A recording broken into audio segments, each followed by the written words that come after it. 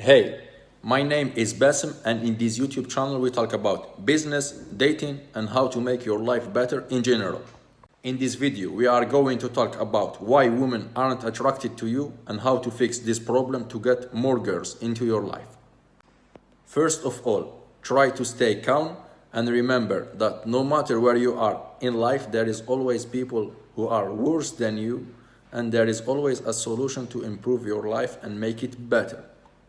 The second thing to do is try to be honest with yourself to figure out what are you doing wrong and why you aren't getting the result that you want. Also try to follow the people who are more experienced than you and who are getting better results, because they can help you and give you some advice on how to improve your life and get the thing that you want. Let's be honest, to attract interesting girls, you need to have an interesting life, because it's all revolves around making yourself better and having a good life, no matter what.